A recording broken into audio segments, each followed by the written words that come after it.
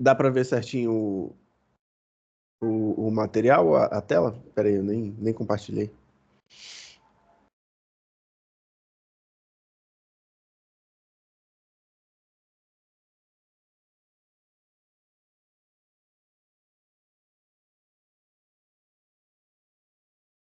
Beleza, vamos lá. Aqui a gente vai ver hoje sobre o diencéfalo. O diencéfalo, ele vai ser a porção do sistema nervoso central que vai ficar entre os hemisférios cerebrais. A gente tinha lá no começo, sistema nervoso central, a gente tinha lá as vesículas na embriogênese do sistema nervoso central, a gente tinha as vesículas primárias, secundárias, que vão formar aí o sistema nervoso. A gente tinha lá o prosencéfalo, o mesencéfalo e o rombencéfalo. Ele vai estar aqui, ó.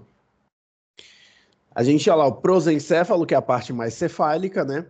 No caso, é o prosencéfalo que vai originar o telencéfalo, que são os hemisférios cerebrais, que vão estar formados aí pelo córtex cerebral e pelos gânglios basais, que são os núcleos subcorticais dos hemisférios cerebrais.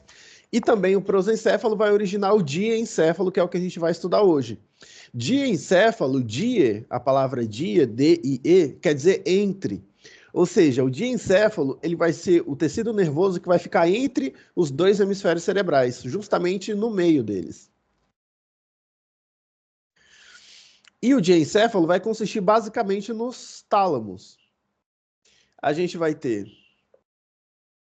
aqui. Aqui, ó, a gente vai ter o tálamo, o tálamo propriamente dito, né, que vai ser constituído aí pelo tálamo óptico, que vai ser o grande centro processador de informação do sistema nervoso central. A gente vai ter logo abaixo do tálamo o subtálamo, e um pouquinho abaixo do subtálamo também a gente vai ter o hipotálamo, que é muito importante também. Ele vai ser o nosso grande centro da homeostase do corpo, de controle das nossas atividades basicamente automáticas, né?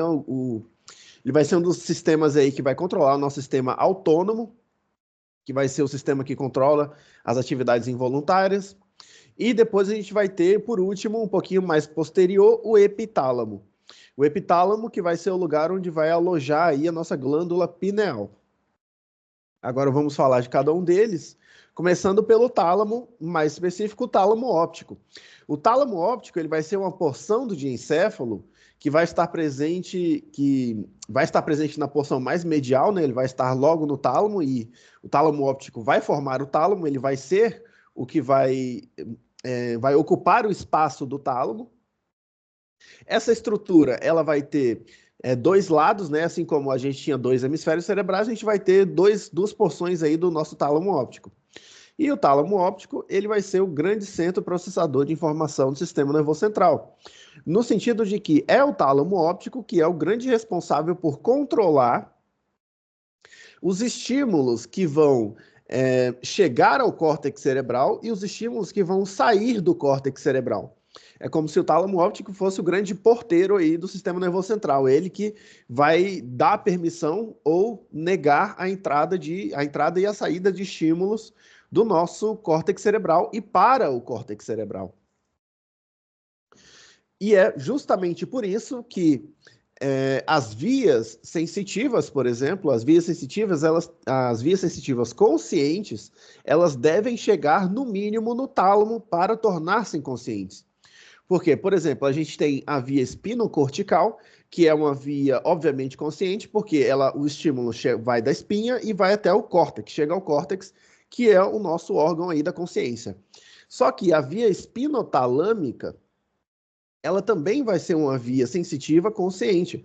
Porque por ela chegar ao tálamo, ela já é uma via consciente aí, porque do tálamo, o tálamo ele já tem a opção de mandar esse estímulo já para o córtex, tornando-o consciente. E, beleza, por exemplo, o tálamo ele vai trabalhar da seguinte forma, ele vai facilitar ou bloquear a chegada desse estímulo ao córtex, ou ele vai facilitar ou dificultar a saída do estímulo do córtex às outras estruturas do sistema nervoso central. Por exemplo, um exemplo que eu já dei aqui em uma das aulas aí, acho que foi na primeira aula, que se eu estou aqui em repouso, calminho, e eu pego uma faca e corto o meu braço, faço um corte gigantesco no meu braço, esse corte vai doer muito, vai doer no máximo que é possível doer. Mas se eu estou, por exemplo, numa situação de vida ou morte, com adrenalina lá no pico, e se eu faço esse mesmo corte no meu braço, é possível que essa dor seja muito menor e é possível, inclusive, que eu nem sinta dor.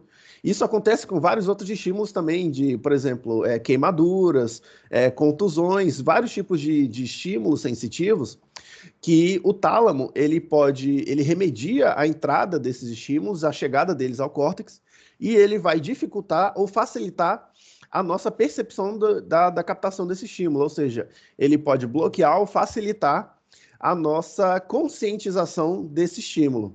Nesse exemplo que eu falei, a adrenalina, por exemplo, ela é um hormônio e também um neurotransmissor que vai, por exemplo, diminuir a nossa sensibilidade à dor e também vai diminuir a nossa sensibilidade ao cansaço, porque justamente faz com que o tálamo ele permita que menos desse tipo de estímulo passe ao córtex cerebral.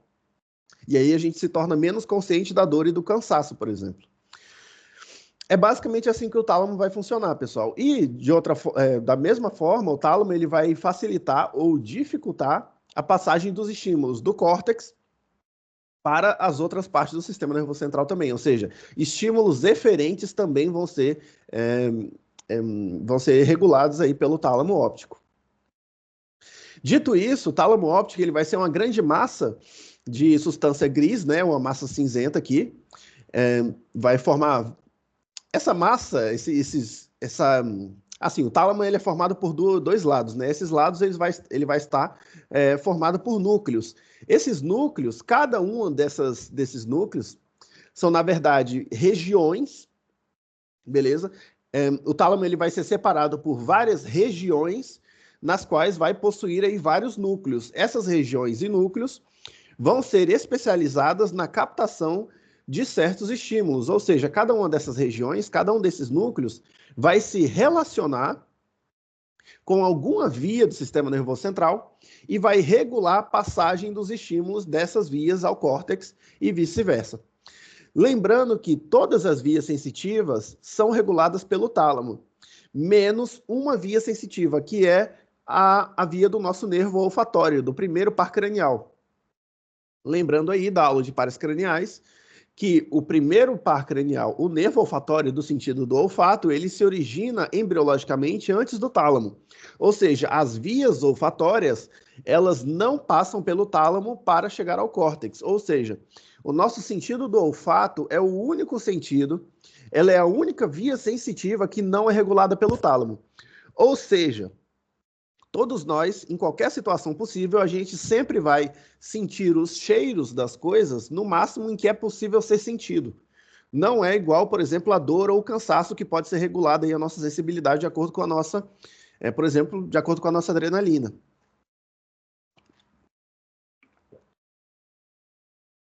É por isso, inclusive, outra coisa é que o nervo olfatório ele também vai ajudar, como ele se origina de uma maneira tão precoce, ele também vai ajudar na formação do nosso sistema límbico, que também também está muito, que é o nosso sistema das emoções, que também está muito relacionado com o nosso instinto e também que está muito relacionado com as nossas memórias.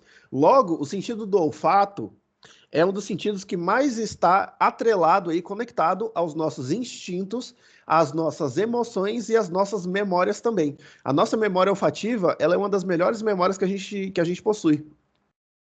Ou seja, nós temos a capacidade de nos lembrarmos de basicamente todos os cheiros que a gente já sentiu em toda a nossa vida. Existe uma quantidade aí gigantesca de cheiros que a gente pode se lembrar. Inclusive, os cheiros, eles podem ter um significado no nosso cérebro emocional.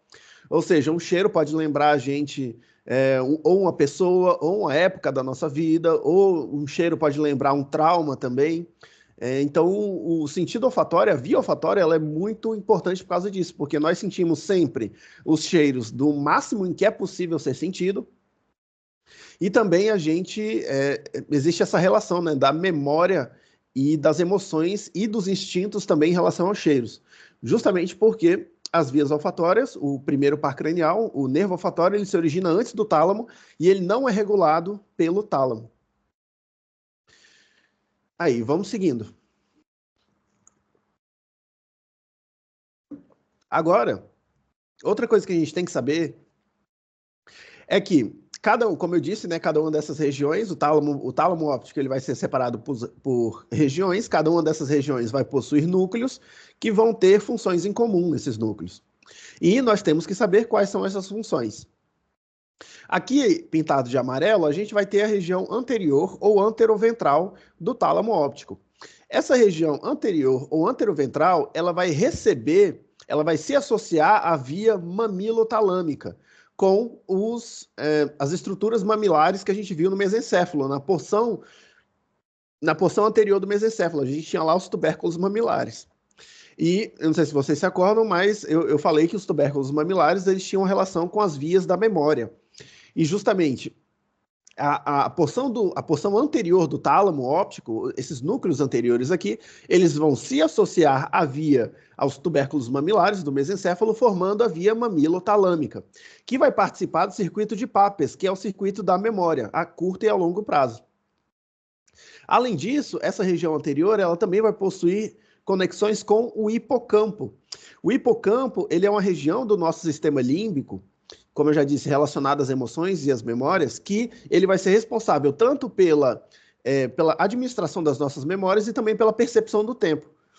Por exemplo, a percepção do tempo ela pode variar de acordo com a situação em que a gente está, né? Por exemplo, se eu passo, 10 segundos, 10 segundos não, vamos colocar, se eu passo 5 minutos, sei lá, fazendo uma atividade que eu gosto de fazer, esses 5 minutos ele vai passar muito rápido do que se eu passar 5 minutos fazendo uma atividade que eu não gosto. O tempo ele é relativo e justamente o hipocampo, que é a área do nosso sistema límbico, ele vai trabalhar aí na percepção da passagem do tempo. E, basicamente, tudo isso vai ter relação com os núcleos ou a região anterior do nosso tálamo óptico aqui, que é o que está pintado em amarelo. Depois a gente vai ter a região dos núcleos medianos, que aqui está pintado em azul. Esses núcleos medianos, eles vão receber as vias do fascículo uncinado. Esse fascículo uncinado, ele vai ser responsável pelo que é ser humano. O que é isso? O fascículo uncinado, a gente tem que voltar lá para a córtex cerebral. Quando a gente viu áreas de Brodmann,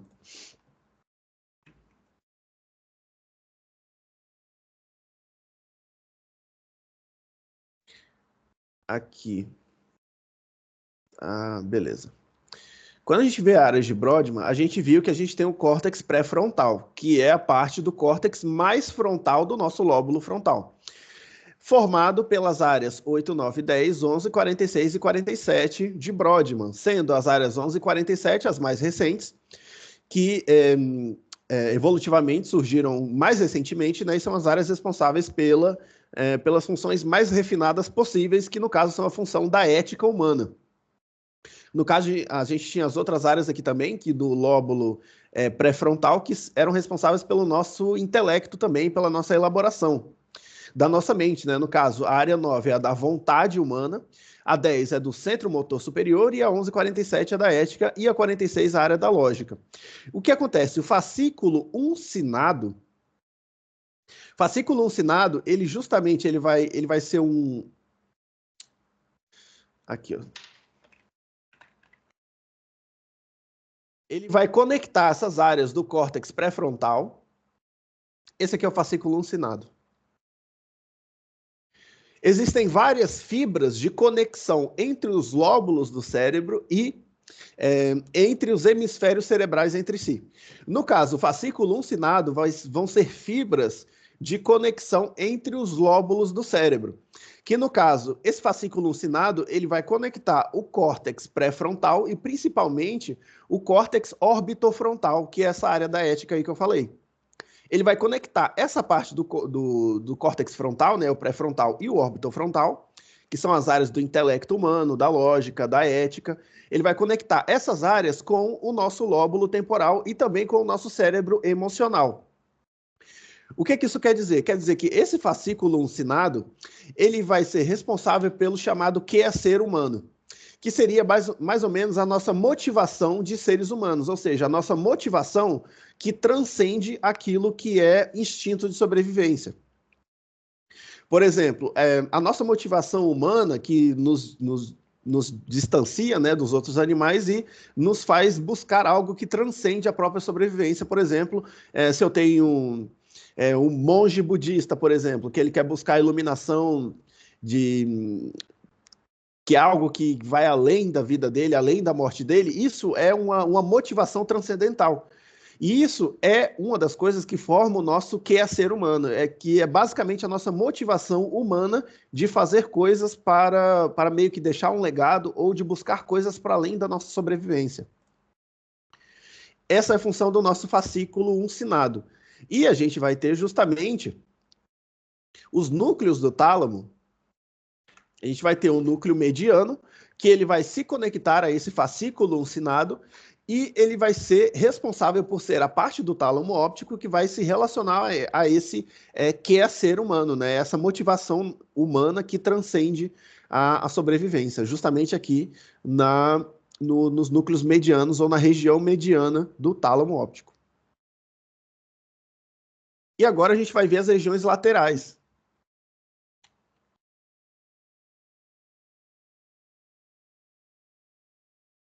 Os núcleos laterais, que são esses núcleos pintados em vermelho aqui, eles vão estar separados em várias regiões, com vários núcleos diferentes, com várias funções diferentes, e a gente tem que saber a maioria deles, só que alguns com mais destaque. Vamos lá, começando. Núcleos laterais, a gente começa pelo lateral dorsal, que é esse aqui, ó, LD. Esse núcleo lateral dorsal, ele vai se conectar aos gânglios basais, ou aos corpos estriados, que são os núcleos de substância gris subcorticais dos nossos hemisférios cerebrais. Isso quer dizer que esses núcleos laterais dorsais, eles vão se relacionar, e eles vão se relacionar com esses gânglios basais, complementando a sua função de regular os movimentos voluntários. E também, automaticamente, eles vão complementar a função dos gânglios basais de regular também os nossos pensamentos e também de regular a nossa conduta. Ou seja, quando eu faço um movimento voluntário, por exemplo, aquele mesmo exemplo que eu dei na aula passada, de eu quero pegar minha garrafinha de água aqui do lado. E, no caso, os gânglios basais, eles vão trabalhar para que o movimento real seja o mais aproximado possível do meu movimento idealizado no meu cérebro.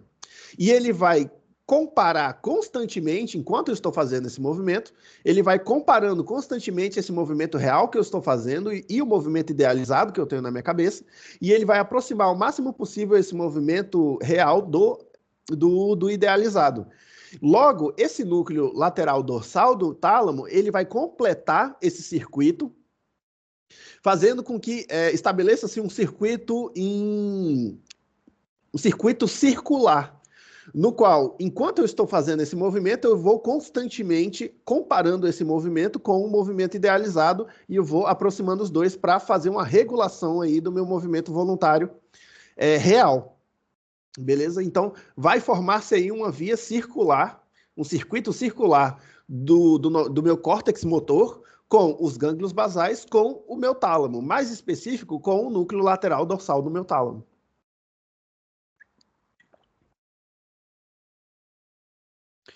Depois, a gente vai ter o núcleo lateral posterior. O núcleo lateral posterior, ele vai ter a principal aferência do cerebelo.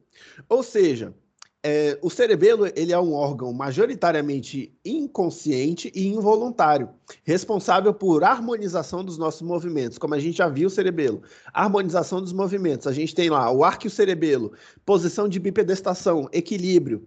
Depois a gente tem o paliocerebelo, movimentos estereotipados, harmonização de movimentos relacionados à nossa sobrevivência e conectados à nossa própria natureza. Por exemplo, movimentos de caminhar, de correr, de pendurar-se, de engatinhar. Esse tipo de movimento. E depois a gente tem o neocerebelo, que ele vai conectar-se ao córtex cerebral. Ele vai conectar-se à corteza cerebral, harmonizando tanto movimentos refinados, como, por exemplo, movimentos que exigem aprendizado ou movimentos que exigem treino ou conhecimento refinado. Por exemplo, os movimentos de costurar, de escrever, movimento de tocar um instrumento, ou até os movimentos de um cirurgião fazendo uma cirurgia. Então, o cerebelo ele vai ter todas essas funções. E o núcleo lateral posterior do tálamo, ele vai conectar-se ao cerebelo, principalmente ao neocerebelo, e ele vai justamente ajudar nessas funções do cerebelo. Ele vai ajudar aí na harmonização dos movimentos.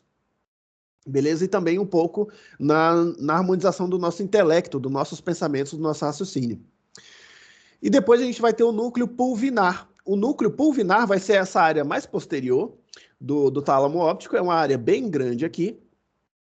E o núcleo pulvinar, ele vai conectar todos os sentidos aos tubérculos quadrigêmeos e à corteza associativa, ao córtex associativo.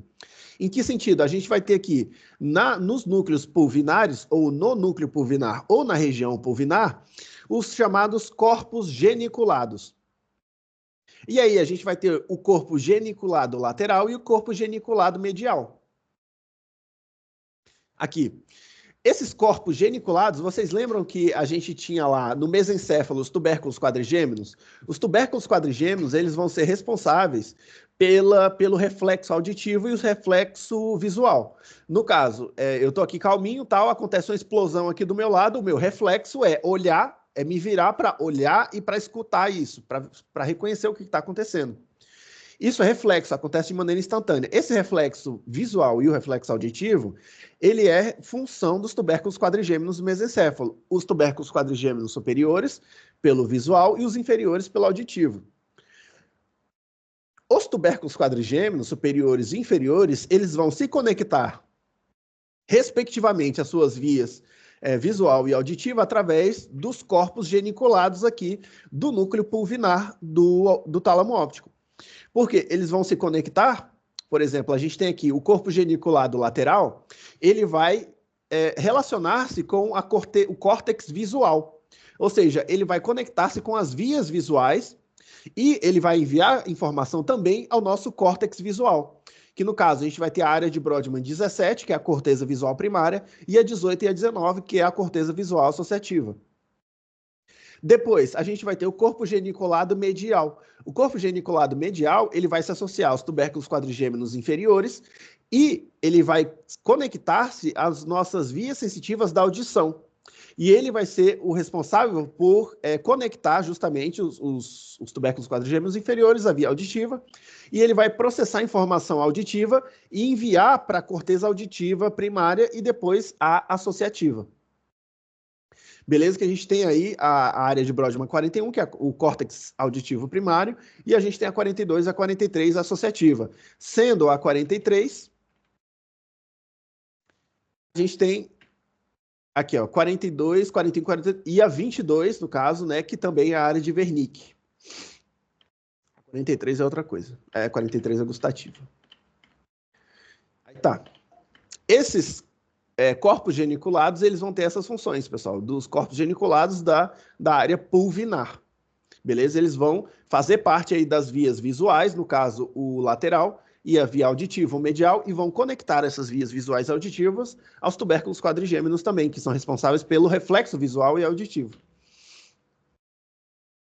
E depois a gente vai ter os núcleos, que são muito importantes do tálamo óptico, muito importantes, de longe os mais perguntados em provas teóricas e em provas finais, que são esses núcleos aqui, o ventral posterolateral e o ventral posteromedial. Vocês não podem ir para uma prova sem saber deles, porque é certeza que vai perguntar de alguma forma sobre esses dois núcleos aqui. É seguramente que vai perguntar. Por quê? A gente vai ter, ainda na área lateral do tálamo, a gente vai ter o núcleo ventral posterolateral. Esse aqui é o núcleo ventral posterolateral. Esse núcleo, ele vai ser responsável por receber a maioria das vias sensitivas conscientes. E ele que vai enviar o estímulo para o córtex, para a corteza somatoestésica primária, que é a área 312 de Brodmann, que é a área pós-rolândica aí do nosso córtex parietal. O que isso quer dizer? Quer dizer que quando a gente vê vias lá na médula, que a gente fala da raiz posterior do nervo medular, que eu falei lá que a raiz posterior do nervo medular, a gente vai ter o gânglio do nervo medular na raiz posterior, formado por neurônios pseudomonopolares, e eu falei também que aquela raiz vai possuir o primeiro neurônio de todas as vias sensitivas. Isso é verdade. A raiz posterior, o gânglio posterior da raiz posterior do nervo medular, ele vai possuir o neurônio pseudomonopolar, que vai ser o primeiro neurônio de todas as vias sensitivas. Esse neurônio, ele vai gerar uma projeção, geralmente ele gera uma projeção em direção à médula, e na médula a gente vai ter o segundo neurônio, na asta posterior da médula, da substância gris da médula. Beleza. Depois do neurônio da asta posterior da médula, ela gera uma projeção que viaja através dos cordões medulares e sobe de maneira ascendente, por isso que as vias sensitivas também se chamam ascendentes. Essa projeção do segundo neurônio sobe, e justamente ela vai subir se for uma via consciente, por exemplo, uma via espinotalâmica ou uma via até espinocortical. Esse neurônio vai subir para fazer sinapses aqui no tálamo óptico, no neurônio do núcleo ventral posterolateral. Ou seja, os neurônios do núcleo ventral posterolateral vão ser invariavelmente o terceiro neurônio de todas as vias sensitivas conscientes que nós possuímos. É por isso que ele é muito importante, ele é muito perguntado, vocês têm que saber que, vocês têm que ir para uma prova sabendo desse núcleo aí, beleza? O núcleo ventral posterolateral. Ele vai ser o terceiro neurônio da maioria das vias sensitivas conscientes. Porque, lembrando, que para uma via sensitiva ser consciente, ela tem que chegar no tálamo. Aqui é o neurônio do tálamo, no qual a via vai se tornar consciente. Porque é daqui que o estímulo ele pode ou não ir para o córtex. Entende? Então, por exemplo, as vias espinotalâmicas, o terceiro neurônio delas vai estar aqui no núcleo ventral posterolateral. As vias espinocorticais, as vias de Gould e Burdett, ou de Gracilis e Cuneatus, o terceiro neurônio delas vai estar aqui na via, no neurônio do núcleo ventral posterolateral do tálamo óptico. Então, esse núcleo aqui é muito importante e é bom que vocês tenham isso muito claro, porque é certeza que pergunta. Depois, a gente vai ter um outro núcleo que também é importante, que é o ventral póstero-medial. Esse núcleo ventral póstero-medial, ele vai ter o terceiro neurônio das vias sensitivas do trigêmino. Que, no caso, o trigêmino, ele é o par cranial que tem um grande território de inervação sensitiva, por exemplo, é o trigêmino que ele vai ter, que ele vai ser responsável pela inervação sensitiva do rosto, né, da pele do rosto, e também, além de ter a inervação termalgésica do rosto também, e das estruturas do rosto, por exemplo, os órgãos da língua, por exemplo, a gente tem a sensibilidade de autopercepção também dos órgãos, por exemplo, a propriocepção dos olhos, a propriocepção da língua, a inervação de termalgésia e de tato da língua também é dada pelo trigêmino. Não a sensibilidade do gosto, porque a sensibilidade do gosto é dada pelo sétimo par e pelo nono par. A gente vai ter também, dada pelo trigêmino aí, a sensibilidade... Enfim, a sensibilidade dos olhos também é dada da mucosa dos olhos, é dada pelo trigêmino. Então, o trigêmino ele vai ser o grande par cranial responsável pela maior parte do território de inervação sensitiva do rosto e majoritariamente da cabeça, né? Então, ele vai ser uma via sensitiva muito importante e cuja sua terceira neurona vai estar presente aqui no tálamo, no núcleo ventral póstero-medial. Beleza? Completando assim todas as vias sensitivas conscientes do nosso corpo inteiro, menos uma via, que é a via olfatória. Tem que lembrar que a via olfatória, ela não passa pelo tálamo, então a gente não vai ter nenhum núcleo aqui que vai regular a sensibilidade da via olfatória. Ou seja, esses dois núcleos aqui, pessoal, eles são muito importantes. Beleza? E de longe, o ventral posterolateral é o núcleo mais perguntado de tudo, de todo o tálamo óptico, de todo o conteúdo de tálamo óptico. E a gente vai rever o conceito dele quando a gente for ver vias também. Então, eu vou bater nessa tecla de novo.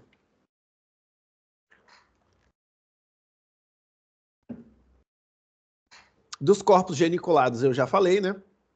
Que a gente vai ter o corpo geniculado lateral e o medial, que eles vão participar das vias visual e auditiva, e eles vão ser responsáveis aí, né, por ser a parte do tálamo que vai regular a nossa sensibilidade visual e auditiva e também vai conectar seus tubérculos quadrigêmeos superiores e inferiores para estabelecer aí o nosso reflexo visual e auditivo também.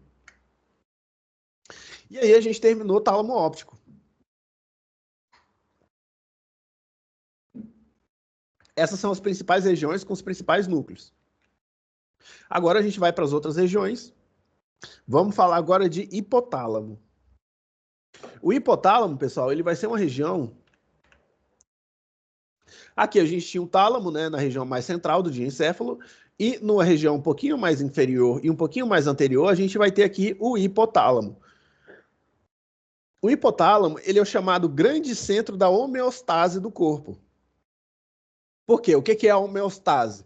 A homeostase é o estado de equilíbrio dinâmico do nosso corpo que nos mantém vivos. Por exemplo, um exemplo de homeostase é quando o meu corpo está desidratando, ele está com pouca água, ele precisa de mais água no corpo, o hipotálamo faz com que eu tenha a sensação de sede e faz com que eu beba água. E quando eu bebi água suficiente, quando o meu corpo está suficientemente hidratado, o hipotálamo vai cessar essa sensação de sede, vai me dar uma sensação de saciedade, e ele vai fazer com que a água em excesso do meu corpo saia em formato de urina. Essas funções fisiológicas básicas que me mantêm vivo são as funções que vão manter minha homeostase, que é um estado de equilíbrio dinâmico.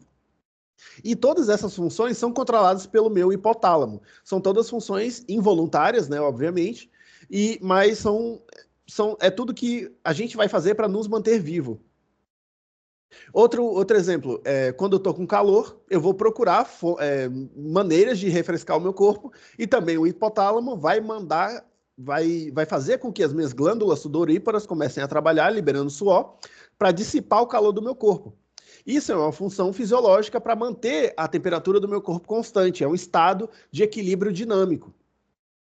Porque todos os estímulos externos que tiram o meu equilíbrio interno ele busca compensar isso para me manter vivo, para manter o meu meio interno equilibrado, beleza? Para manter o meu meio interno constante e para me manter vivo. Isso é chamado homeostase. Isso acontece para todas as funções de sobrevivência. Acontece para temperatura, fome, sede, sono. Acontece para reprodução também, todas as nossas funções fisiológicas básicas para manter a nossa homeostase vão ser controladas aqui pelo hipotálamo. E o hipotálamo ele vai estar separado por núcleos. Outra coisa também é que o hipotálamo ele vai ser o centro, a região do sistema nervoso central que vai estar intimamente relacionado com a nossa glândula hipófise, ou também chamada de pituitária. A nossa glândula hipófise, que também vai estar presente no espaço chamado hipotálamo, essa glândula ela vai ser a glândula mestre do sistema endócrino, no sentido de que ela vai controlar todas as secreções de todas as outras glândulas do sistema endócrino. E, no caso, é ela que vai controlar a secreção, por exemplo, das gônadas no homem e na mulher. É ela que vai controlar a secreção das glândulas mamárias, também no homem e na mulher. É ela que vai controlar a secreção por exemplo, é ela que vai controlar a secreção das glândulas suprarrenais. É ela que vai controlar a secreção basicamente de todas as nossas glândulas endócrinas do corpo.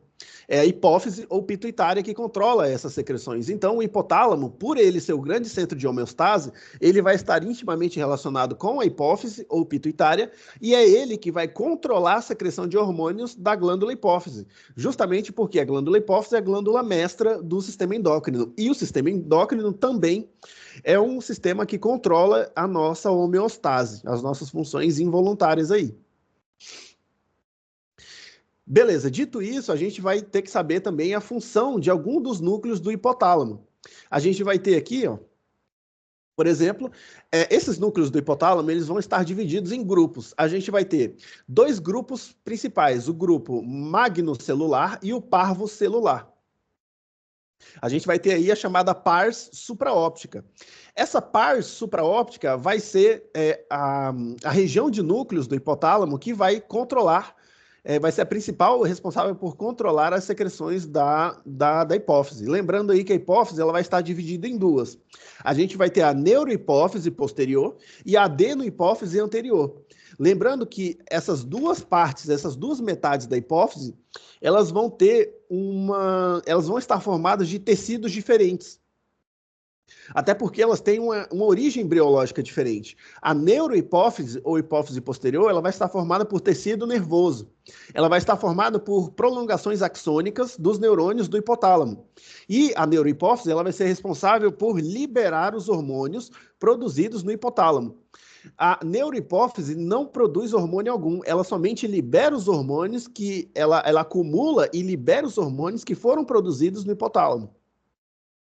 Agora, a adenohipófise, ela vai estar formada por tecido epitelial, tecido adenoide, inclusive ele vai ter uma origem embriológica diferente, ele vai se originar do epitélio da nossa boca, quando a gente ainda é um feto, quando a gente ainda está em desenvolvimento fetal. Basicamente, o teto da nossa boca forma uma invaginação para cima, meio que uma gota para cima, que basicamente é a adenohipófise, que ela sobe o nosso cérebro e se abraça a neurohipófise. E aí forma esse tecido adenoide aí secretor de hormônios. E a adenohipófise, por sua vez, ela sim produz hormônios. E esses hormônios, eles são produzidos e liberados na adenohipófise, da adenohipófise para a corrente sanguínea, né, porque ela é uma glândula endócrina, só que todos esses hormônios ainda assim vão ser controlados pelos núcleos nervosos do hipotálamo. Porque esses núcleos nervosos vão mandar a produção de hormônios da adenohipófise, eles vão mandar aí o aumento ou a limitação da produção desses hormônios. Beleza. Agora a gente vai ter a separação de dois grandes grupos de células aqui. A gente vai ter as células magnocelulares dos núcleos do hipotálamo e as parvocelulares. As magnocelulares são células gigantes, são neurônios com um volume maior. E esses hormônios magnocelulares, essas células, são responsáveis pela produção dos hormônios da neurohipófise. Lembrando que a neurohipófise ela só vai produzir dois hormônios. A adenohipófise ela vai produzir mais ou menos uns 8 ou 9 hormônios, se eu não me engano. Enfim, a adenohipófise ela vai produzir bem mais hormônios do que a neuro, porque a neuro só produz 2. A neuro ela vai produzir ADH, né, que é o hormônio vasopressina, e também vai produzir a ocitocina. Esses hormônios eles vão ser produzidos em núcleos específicos magnocelulares. A gente vai ter o núcleo supraóptico e o paraventricular. No caso, o núcleo supraóptico, ele vai produzir ADH, que é o antidiuretic hormone, que é o hormônio antidiurético, ou vasopressina. E o núcleo paraventricular vai produzir ocitocina. Beleza? No caso, o ADH, ele vai ser responsável, como o próprio nome já diz, antidiurético, ou vasopressina, ele vai ser responsável por reter líquidos. Ou seja, quando ele é produzido, a gente retém mais líquido e automaticamente a gente urina menos. E quando existe uma limitação ou uma baixa na liberação de ADH, a gente para de reter líquidos, ou seja, a gente entra em diureses. Ou seja, a gente aumenta a produção de urina nos rins, liberando mais líquidos do nosso corpo. Inclusive, por exemplo, o álcool ele atravessa a barreira hematocefálica e ele vai agir nesses núcleos supraópticos de produção de ADH e ele vai diminuir a produção de ADH. E é por isso que o álcool ele é diurético, porque ele vai afetar o metabolismo do ADH e vai diminuir a produção dele, fazendo com que a gente retenha menos líquido. E é por isso que intoxicações por álcool, elas geralmente causam muita... Caramba, eu tô com desnutrição na minha cabeça. Ela causa desidratação. E é por isso que justamente a gente tem a ressaca, né? A ressaca justamente são sintomas de desidratação. A gente tem dor de cabeça, astênia, a gente fica com as mucosas avermelhadas justamente por desidratação, falta de hidratação. Então, se vocês não querem ter ressaca no dia seguinte, é aconselhável que vocês bebam água enquanto estejam bebendo, justamente para não desidratar. Aí, beleza, esses grupos magnocelulares, eles vão ser responsáveis pela produção de hormônios da neurohipófise, o supraóptico, ADH, e paraventricular, a ocitocina. Isso aqui é bem perguntado, tá?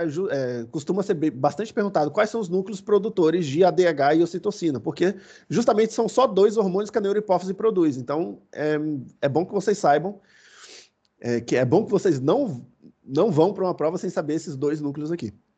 Depois a gente vai ter os núcleos parvocelulares. Esses núcleos parvocelulares são feitos de células menores, que eles vão ser núcleos hipotalâmicos que vão regular a secreção de hormônios da adenohipófise, não da neuro, da adenohipófise. E esses núcleos parvocelulares, por exemplo, a adenohipófise ela vai produzir hormônio GH. Só que todo hormônio produzido pela adenohipófise, ele é controlado pelo hipotálamo. Logo, se o GH é produzido na adenohipófise, o hipotálamo, os núcleos parvocelulares, vão produzir o hormônio liberador de GH. Por exemplo, vai produzir o hormônio liberador de hormônio do crescimento, que é o GH. Se a adenohipófise produz, por exemplo, hormônio luteinizante, o hipotálamo vai ter núcleos parvocelulares que vai produzir hormônio liberador de substâncias liberadoras de hormônios luteinizantes da adenohipófise. Ou seja, todas as substâncias, todos os hormônios que são produzidos aqui na adenohipófise vai ter algum núcleo parvocelular que vai produzir uma substância liberadora desse hormônio. Beleza? Por exemplo, a gente tem também cara, tem que lembrar de alguns hormônios aqui. Hormônios da adenohipófise. Aqui a gente tem o GH, a gente tem o TSH, o LH, o FSH, a prolactina. Por exemplo, a adenohipófise ela vai produzir prolactina. E aí a gente vai ter algum núcleo do hipotálamo que vai ser parvocelular, que vai produzir um hormônio liberador de prolactina. Entende? A gente vai ter aqui o FSH e o TSH, que no caso são hormônios da adenohipófise. E aí, no hipotálamo, a gente vai ter núcleos parvocelulares que vão produzir substâncias liberadoras de FSH e LH. Aí tá. Depois, a gente vai ter outros núcleos também, por exemplo, a gente vai ter o núcleo lateral e o núcleo ventromedial, que nessa figura aqui estão como o 9 e o 7. O 9 vai ser o lateral e o 7 vai ser o ventromedial. No caso, o 9, que é o núcleo lateral, ele vai ser o centro do apetite, da nossa sensação de apetite, para estimular com que a gente coma, né? Estimular a gente comer. E a gente vai ter aqui, por exemplo, o núcleo ventromedial, que é o centro da saciedade. No caso, o 9 ele vai dar fome, a sensação de fome, e o 7 vai dar a sensação de saciedade. Esses núcleos eles também vão estar conectados e relacionados com os hormônios endócrinos liberados pelo nosso sistema entérico, pelo nosso tubo digestivo. Por exemplo, quando a gente está com fome, essa fome, ela significa que está faltando nutrientes, está faltando energia, glicose nas nossas células. Só que quando a gente come, a gente enche o estômago. Só que quando a gente enche o estômago, esses nutrientes que estão sendo digeridos no estômago, eles ainda não foram absorvidos pelo nosso sistema, pelo nosso sangue, porque eles têm que passar por todo o processo de digestão primeiro. Só que o estômago, quando ele está cheio, ele vai liberando substâncias endócrinas, ele vai liberando hormônios para sinalizar para o hipotálamo que a gente já comeu e logo, logo vai chegar a energia na célula.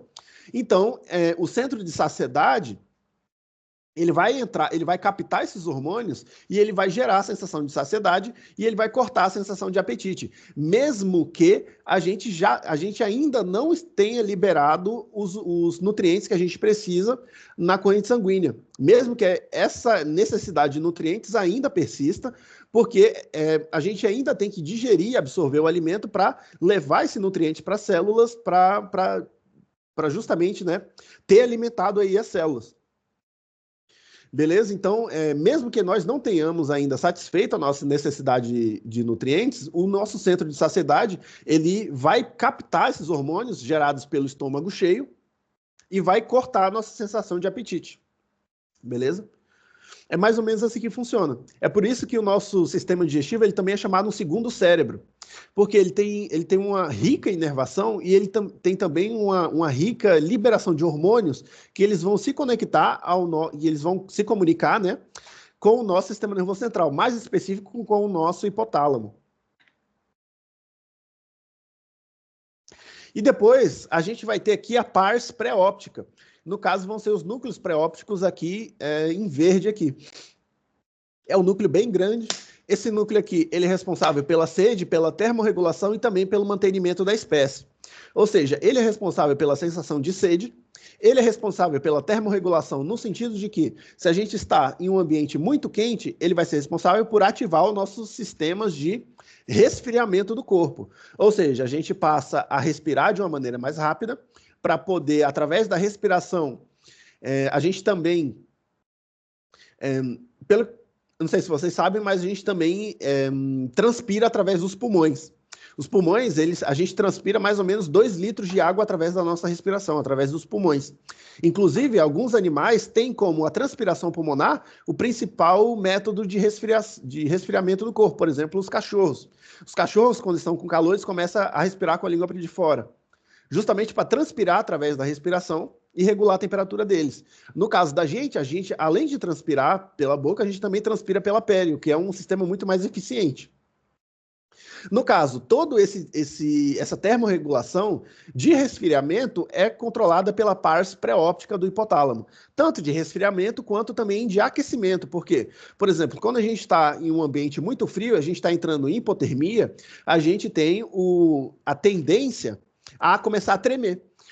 Esse tremelique que a gente tem quando está com frio é basicamente a pars pré-óptica fazendo com que os nossos músculos comecem a contrair, né, de maneira repetitiva e cíclica, para que, através da contração muscular, gere calor para aquecer o nosso corpo. Beleza? E existe também a febre, né? A febre, ela é um sistema de defesa do nosso corpo para poder matar o agente infeccioso através do calor intenso. Então, toda essa termorregulação ele vai ser controlada pela pars pré-óptica do hipotálamo, tanto para resfriar quanto para aquecer o nosso corpo, independentemente do motivo. Além disso, a pars pré-óptica também é responsável pelo mantenimento da espécie no sentido da reprodução. Ou seja, o instinto de reprodução, ele também vai ser dado, o instinto fisiológico da reprodução, ele também vai ser dado pela pars pré-óptica do nosso hipotálamo. Inclusive, a gente lembra lá da aula de pares craniais, a gente vai ter o par cranial 0, que é responsável que é o órgão vomeronasal, ou par vomeronasal, que é responsável pela captação de feromônios. Esses feromônios captados pelo órgão vomeronasal, ele não vai, na sua via nervosa, ela não vai conectar com o tálamo óptico e nem vai conectar com o córtex cerebral. Ou seja, os estímulos de feromônios que a gente capta, eles nunca vão ser conscientes. Só que essas vias de captação de feromônios que a gente tem no órgão vomeronasal, elas vão se conectar aqui no hipotálamo, através da pars pré-óptica, dos núcleos pré-ópticos responsáveis pelo mantenimento da espécie e pelo instinto de reprodução. É por isso que existe aí a química, né? A química é algo que não pode ser explicado, é algo inconsciente, subconsciente, mas é algo que vai agir não na nossa mente, mas vai agir na nossa fisiologia.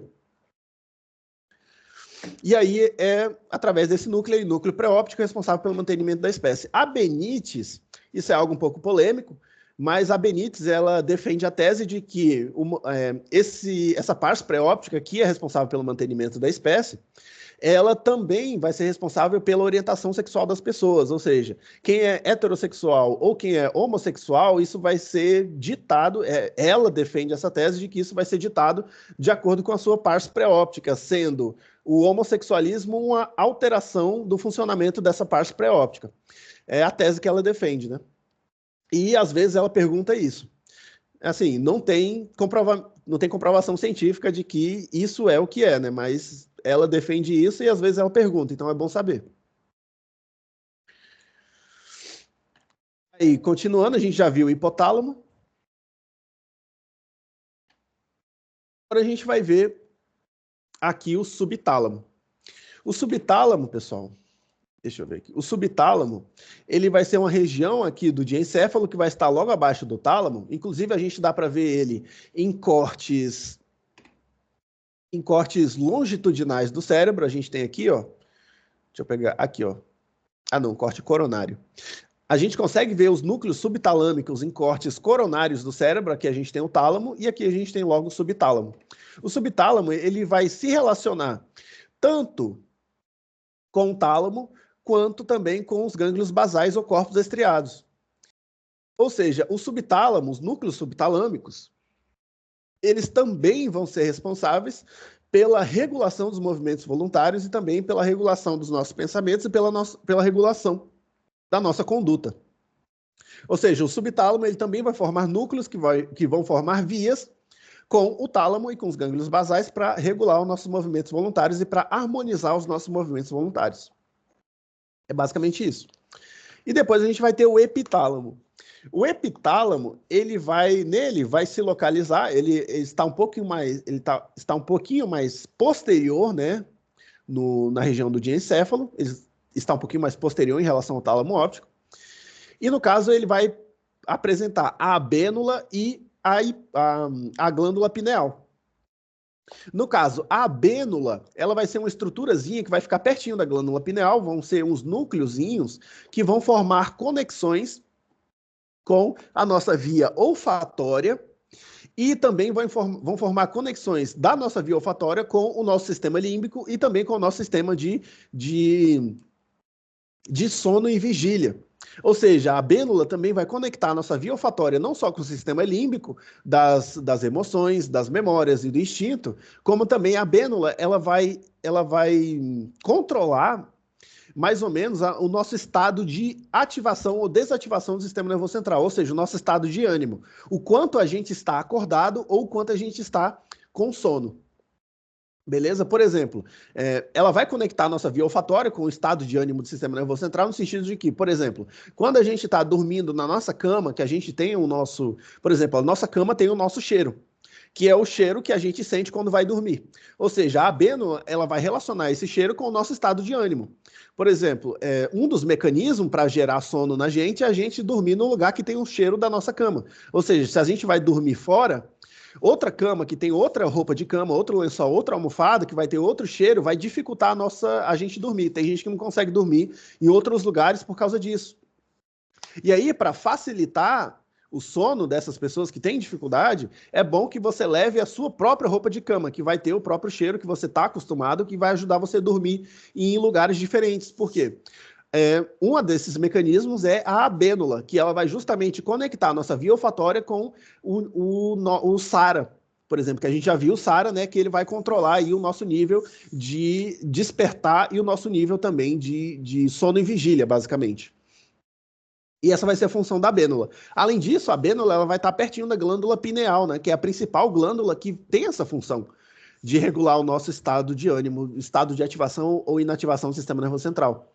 Então, ela também vai conectar-se aí à glândula pineal. E também no epitálamo a gente vai ter a própria glândula pineal. Que no caso, a glândula pineal ela vai ser o grande centro controlador do estado de sono e vigília do nosso corpo. E ela é uma glândula central do SARA, que é o sistema ativador reticular ascendente, que também é um sistema que vai conectar todo o sistema nervoso central e também vai controlar o nível de ativação do sistema nervoso central, o nível de sono e vigília, o nosso nível de sono ou o nosso nível de alerta, né? E, além disso, a glândula pineal, ela também vai ser capaz de produzir todos os hormônios capazes de ativar ou inativar o sistema nervoso central, sendo um deles que é próprio da glândula pineal, que somente ela produz, que é a melatonina, que no caso a melatonina é uma dos melhores hormônios, é o principal hormônio responsável pelo sono, inclusive pelo sono profundo, pelo sono REM, que é o estado REM de sono, que é o estado em que a gente descansa, que é o estado que a gente sonha, que é o estado atingido, inclusive, para alguns níveis de meditação e alguns níveis de hipnose também. E esse sono, esse hormônio, a melatonina, ela é a melhor substância, no caso, para gerar sono em pessoa. É o melhor remédio, é um dos melhores remédios para uma pessoa tomar para dormir. Porque ele é natural, né? A galera toma melatonina exógena, ele é natural e ele gera poucos efeitos colaterais aí, ele vicia pouco, né? Gera pouca dependência. Então é muito bom aí. Essa basicamente é a função da glândula pineal. E ela vai estar localizada, pessoal, lembrando que ela vai estar localizada apoiada em cima dos tubérculos quadrigêmenos superiores do mesencéfalo. Então, a gente voltando lá para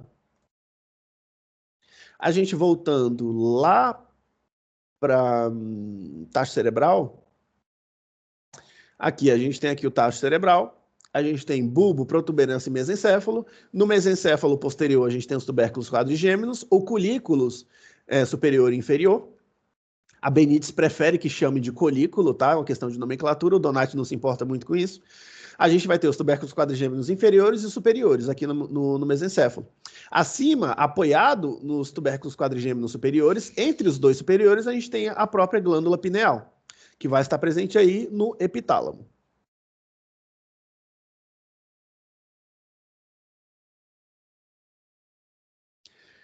Aí, é basicamente isso, pessoal. Vamos finalizar por agora. A gente viu tudo de encéfalo, deu uma horinha de aula. Aí, na próxima aula, provavelmente a gente termina tudo, porque a gente vai ver sistema neurovegetativo, algumas síndromes, sistema límbico, e a gente vai terminar de ver, a gente vai ver circuito de Papez, né, que é o circuito da memória, e a gente vai ver também algumas vias, os 7 passos das vias. Aí a gente vai completar todas as vias motoras e sensitivas, e a gente vai completar também toda a matéria.